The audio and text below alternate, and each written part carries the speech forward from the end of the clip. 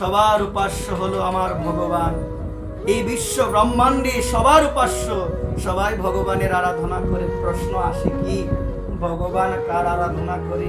আমরা ত্রেতা যুগে দেখতে পাই আমার মর্যাদা পুরুষোত্তম ভগবান রামচন্দ্রের সঙ্গে যখন যুদ্ধ শুরু হয়েছে রাবণের, একে একে রাবণের পক্ষে যারা শক্তিশালী বীর যোদ্ধা ছিল, মেঘনাদ থেকে শুরু করে কুম্ভকর্ণ থেকে শুরু করে যখন সবাই নিহত হয়ে গিয়েছিল, তখন সে চিন্তা করলো রাবণ কি করা উচিত। এখন তার একজন ভাই ছিল, যিনি ছিল পাতালের রাজা, যার নাম হল অহিরাবণ।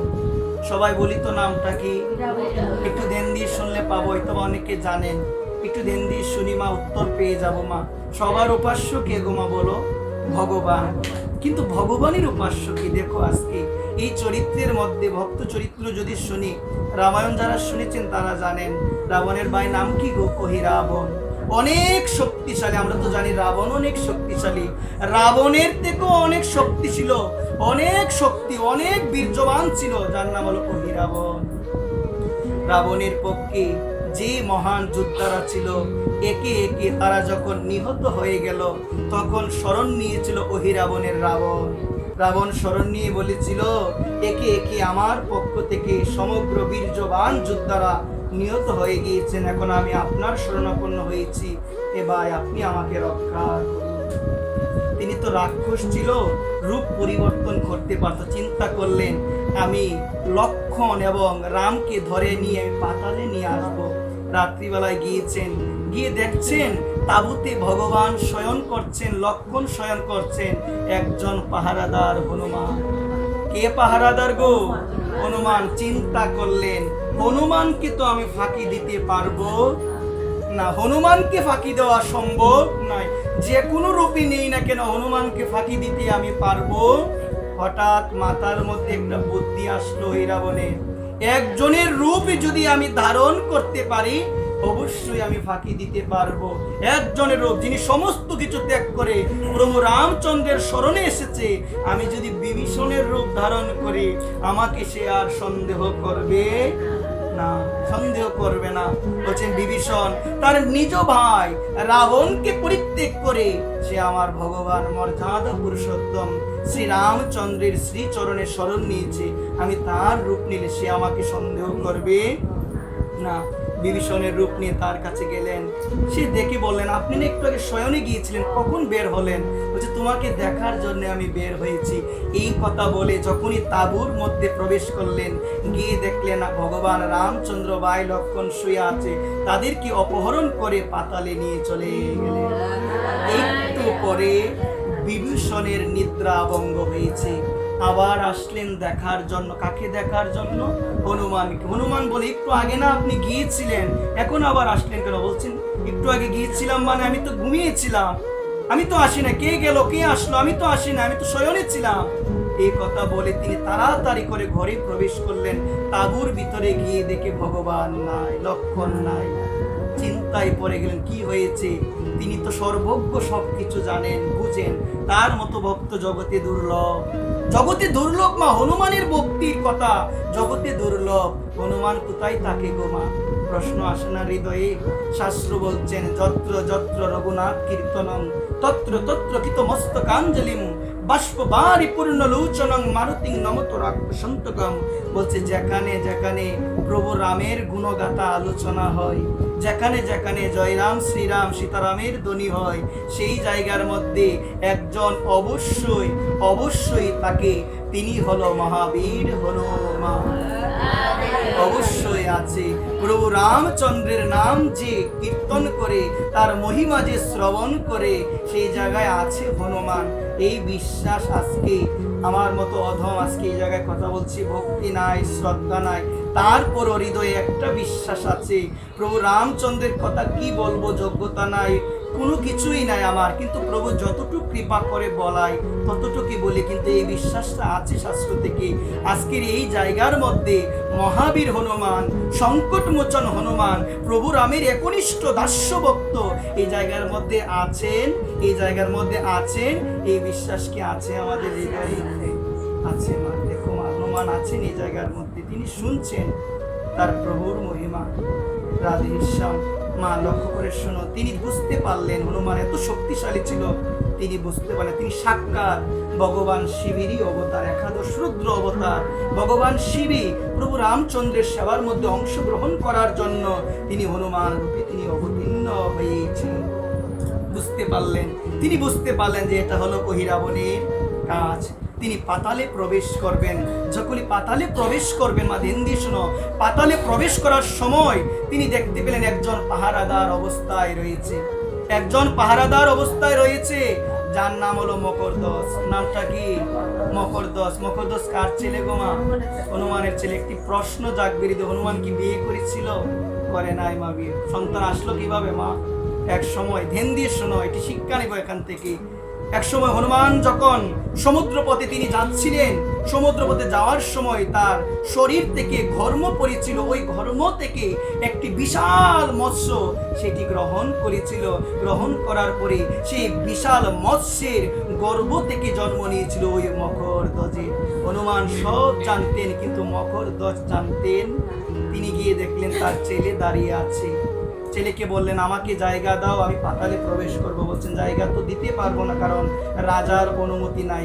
হনুমানকে এখন যুদ্ধ করবে না, ছেলে তো যুদ্ধ করবে না, এই জন্য বেঁধে রেখে চলে গিয়েছেন, বেঁধে রেখে প্রবেশ করেছেন। গিয়ে দেখে মা আমার প্রভুকে ভবানী মায়ের সামনে বলির জন্য প্রস্তুত করা হয়েছে। হনুমান মায়ের কাছে প্রণাম জানি বলছে, মা তুমি কি তোমার প্রভুর বলিতে সন্তুষ্ট হবে? মা মা ভগবান কি পারে না নিজেকে রক্ষা করতে? মা ভগবান পারে কিনা বলেন মা? ভগবান পারে, কিন্তু জগৎ কি শিখাবেন আজকে একটি জিনিস, একটু পরে উত্তরটা আমরা পেয়ে যাবো। ভগবান শিখাবেন, ভগবান সব জানে, ভগবান সর্বশক্তিমান, ঈশ্বর একম এইবম অদ্বিতীয়ম, তার মতো দ্বিতীয় শক্তিমান জগতে আর কেউ নাই। সব জানে, সব পারে সেই ভগবান আজকে লীলা স্থাপন করার জন্য ভগবান কিছুই করছে না। হনুমান মা ভবানীকে করজোর করে বলেন, মা তুমি কি তোমার প্রভুর বলিতে তুমি সন্তুষ্ট হবে? মা মা কথা বলে উঠলেন, বলছে না, কিন্তু কিছু করার নেই, কিছু করার নেই। সে আমাকে পুজো দিয়ে আজকে সে বলি দিবে, কিছু করার নাই।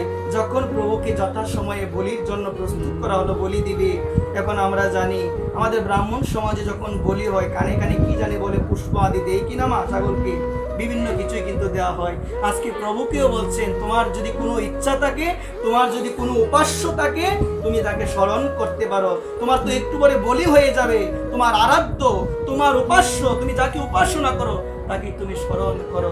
লক্ষণের মনে একটি প্রশ্ন জাগলো, বলছে, ভাই জগতে সবাই তোমার আরাধনা করে। দেন দিয়ে শুনি, জগতে সবাই তোমার আরাধনা করে ভাই, জগতে সবার উপাস্য হো তত্ত্ব তুমি, সবাই তোমাকে উপাসনা করে, তোমাকে সবাই তোমাকে, এটা ধরে রাখো, সবাই তোমাকে উপাসনা করে জগতে। দেন দিয়ে শুনি, বলছে তুমি কাকে উপাসনা করো? তোমার কি আছে উপাসনা করার? কি কথা না বলি এই জন্য সুধীবৃন্দ, আজকে দেখুন,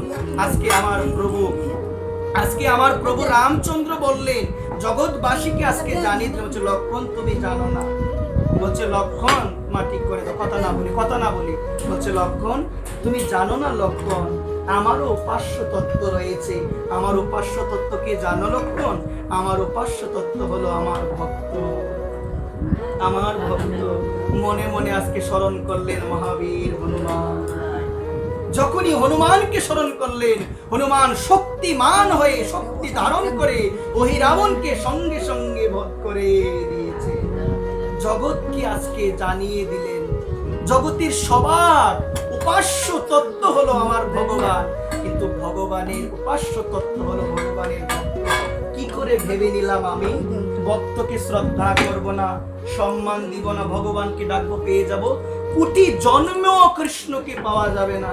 বিষ্ণু পূজা করি, কৃষ্ণ পূজা করি, আর ভক্তের নিন্দা, ভক্তের সমালোচনা করি, কোটি জন্ম কৃষ্ণ সেবা গ্রহণ করবে না, কৃষ্ণ সেবা গ্রহণ করবে না। চৈতন্য চরিতামৃত আছে বিধান।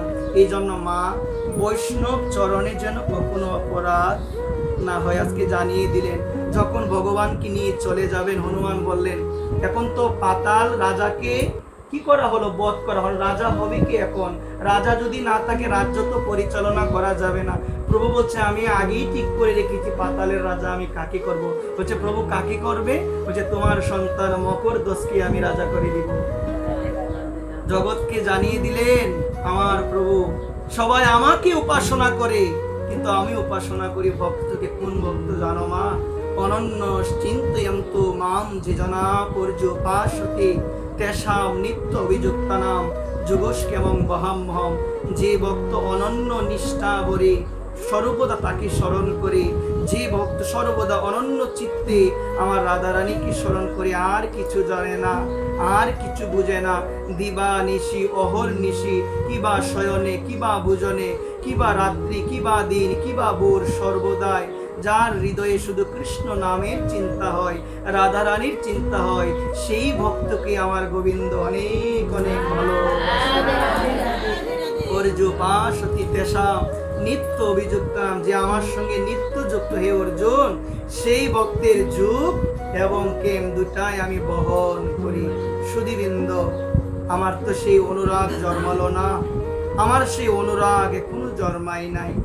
ভক্তবৃন্দ, একটি জিনিস খুব বোঝা যায়, ভজনে আমি অগ্রসর হচ্ছি কিনা, ভজন আমার সঠিকভাবে হচ্ছে কিনা, বা ভজন আমার সম্পূর্ণভাবে হচ্ছে কিনা, এটি বোঝার একটি মাপকাঠি শাস্ত্র দিয়েছেন। আমরা অনেক সময় নিদ্রা যাই না মা, যাই কিনা গো? অনেক সময় দেখবেন অনেক মাও আমাদের বলে আমরা স্বপ্ন দেখি না। কত আজে বাজে স্বপ্ন আমরা দেখি কিনা গো? কত স্বপ্ন দেখি। স্বপ্নে কি আমার এমন কোনো দিন হয়েছে যে স্বপ্নে আমি আমার রাধারানীকে দেখছি? এমন হয়েছে স্বপ্নে আমি আমার গুরুদেবকে দেখছি, স্বপ্নে আমি আমার রঘুনাথকে দেখছি, আমি আমার আরাধ্যকে দেখছি, তুলসী মহারানীকে দেখছি? যদি কখনো আমার এইরকম হয় মা, স্বপ্নেতে আমি আমার ভগবানকে দেখি, বৃন্দাবনের লীলা স্মরণ হয়, নবদ্বীপের গৌর লীলা স্মরণ হয় স্বপ্নেতে, বুঝবেন আমার ভজন ঠিকঠাক হচ্ছে, বুঝবেন আমার ভজন ঠিকঠাক হচ্ছে, আমার চিত্ত পরিষ্কার হচ্ছে। কিন্তু জানো মা, ঘুমালে কত চিন্তা হয়, এই চিন্তা সেই চিন্তা, কত স্বপ্ন আমার হয়, কিন্তু জানো কোনোদিন আমি স্বপ্নে আমার গৌরকে দেখতে পারলাম না, হয় নাই।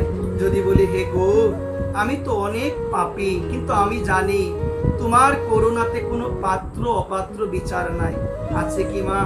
আমার বিনোদ বিহারী বাবাজি মহারাজ বাবা বলেন যে ভক্তি জীবনে কখনো নিরাশ হওয়া যাবে, কখনোই নিরাশ হওয়া যাবে না। প্রভু কৃপা করবে, প্রভু কৃপা করবে। তিনি তো কৃপা করার জন্য বসে আছেন আমার রাধারানী। তিনি ভক্ত বৎসল, তিনি করুণাময়, তিনি পতিত পাবন, তিনি অগতির গতি, তিনি জগন্নাথ, তিনি পতিত পাবন, তিনি তো সবাইকে কৃপা করবে। জানো আমার বিশ্বাস, আমি পাপী, আমার দ্বারা পাপ হয়, আমার দ্বারা ভুল হয়, কিন্তু জানো এই বিশ্বাস আমার গৌর হরি রাধারানী তাদের করুণাতে পাত্র অপাত্র বিচার নাই। হয়তো বা গোপাল বিচার করে, কিন্তু রাধারানী বিচার করে না। কোন পাত্র যোগ্য পাত্র কৃপা করব, অযোগ্য পাত্রকে কৃপা করব না, এমন নয় মা। আমার গৌর হরি সবাইকে কৃপা করেছেন মা। পাত্র অপাত্রের বিচার নাই, তিনি যোগ্যতা বিচারে কাউকে কৃপা করে নাই, তিনি অযোগ্যকেও তিনি যোগ্য করেছেন, তিনি তার করুণা প্রদর্শন করে। এই জন্য নিরাশ হওয়া উচিত না। আমি অধম, আমি পাপী, আমার দ্বারা আরো পাপ হবে। আমি নানান ধরনের মায়ার দ্বারা প্রভাবিত হয়ে মানুষের মনে কষ্ট দিই। সংসার জীবনটা খুবই বৈচিত্র্যময় জীবন। এখানে আমরা কত কষ্ট মানুষকে দিচ্ছি, স্বামীকে কষ্ট দিচ্ছি, স্বামী স্ত্রীকে কষ্ট দিচ্ছে, শাশুড়িকে কষ্ট দিচ্ছি, শাশুড়ি কোনো কারণে আবার